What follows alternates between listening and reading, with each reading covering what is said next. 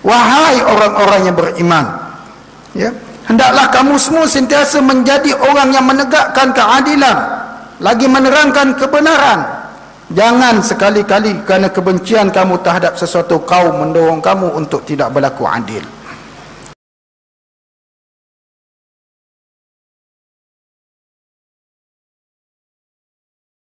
Ya, serulah ke jalan Tuhan kamu dengan hikmah dan nasihat yang baik, dan berdebatlah dengan mereka dengan cara yang paling baik. Ini kaedah yang kalau disebut dari sudut falsafahnya qadim lagi azali, yang takkan berubah sampai bila-bila.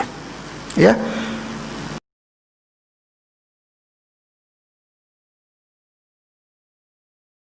Ya, sehingga berhari-hari mereka baca kitab, tadah kitab, berdebat, berhujah di antara satu sama lain.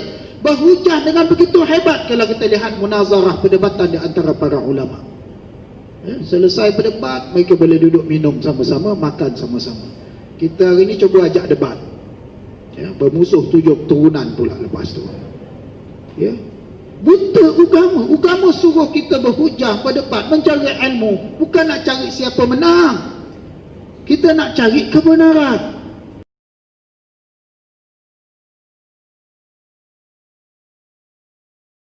Sebab itu Al-Imam Syafi'i juga ajar kepada kita apabila dia berhujah, dia mendoakan agar kebenaran itu keluar pada lidah orang yang dihujah oleh dia. Ini sikap orang yang tidak buta agama. Ya? Sebab itu tuan-tuan dan puan-puan, umat Islam kalau tak ada budaya berhujah di antara satu sama lain, kita akan kekal jadi umat yang jumud. Kita akan kekal jadi satu umat yang tidak mahu melihat perubahan.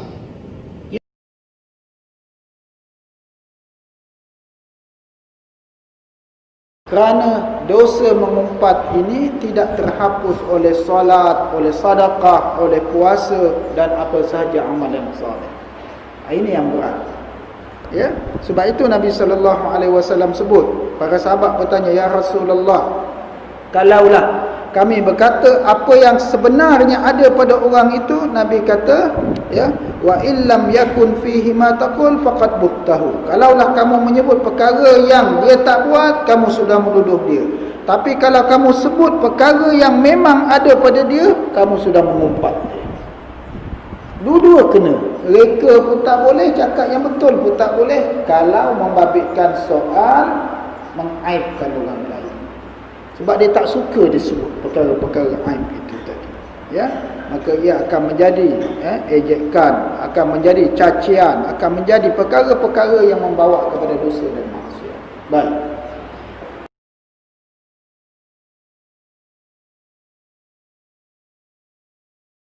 Ijtanibu katsiran minaz-zann.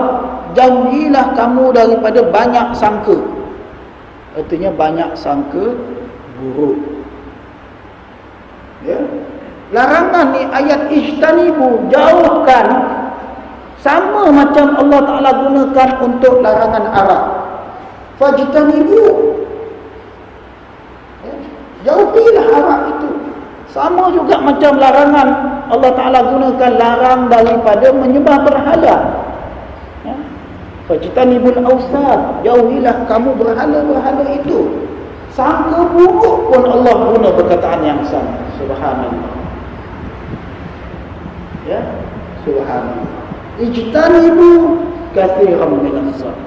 Jauhilah kamu daripada banyak sangka buruk. Bila dia dah mula hati tu dah tak elok, ya, bagilah apa pun memang dia tak percaya.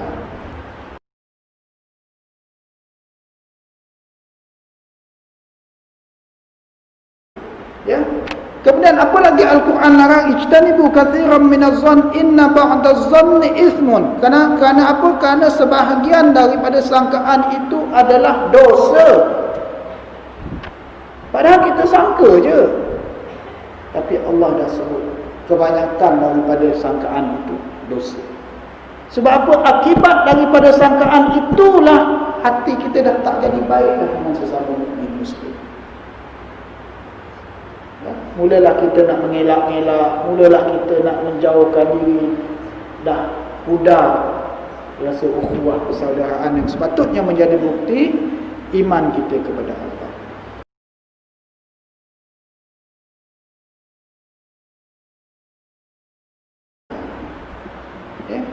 Tuan-tuan, perkara agama mesti dilihat dengan agama, bukan dilihat dengan emosi.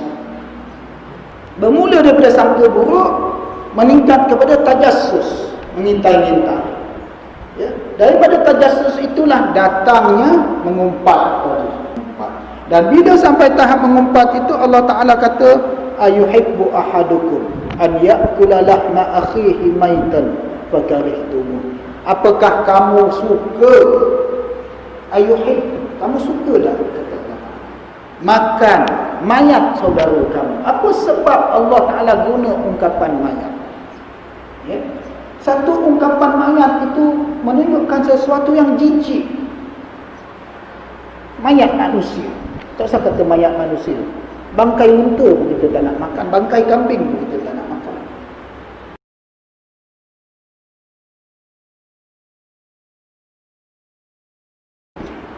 Satu. Yang kedua, kenapa disebut bangkai, mayat orang mati? Kerana orang tu tak ada daya untuk jawab tuduhan yang kita tuduh terhadap dia. Dia tak ada depan mata kita bila kita mengumpat. Ya? Dia tak ada daya untuk bela, ya, diri dia sendiri atas tuduhan-tuduhan yang kita nyatakan terhadap. Ya? Dan bila dituduh, sifat manusia itu begitu. Sebab itu jangan mula bawa lidah syaitan. Tak perlu kita risau. Kadang-kadang ada yang rasa, aku bertanggungjawab ni nak mendedahkan dia jahat ni. Tak, bukan disiplin dia begitu.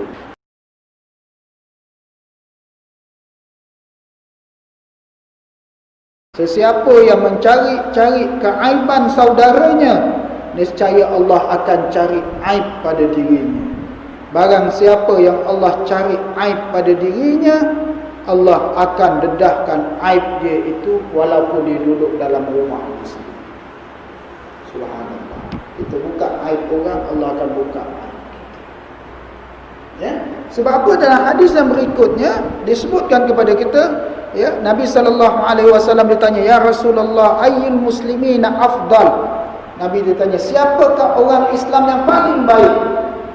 Sahabat pun tanya, siapa orang Islam yang paling baik? Ya?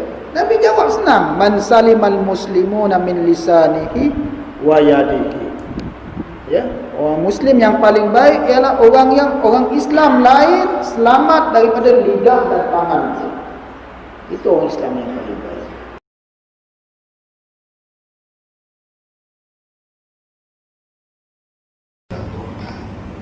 Sebab itu bila kita dapat berita, Quran ajar kepada kita, in ja'akum fasikum binaba'in fatabayyanu an tusibu qauman bijahalatin tusbihu ala ma fa'altum nadimin.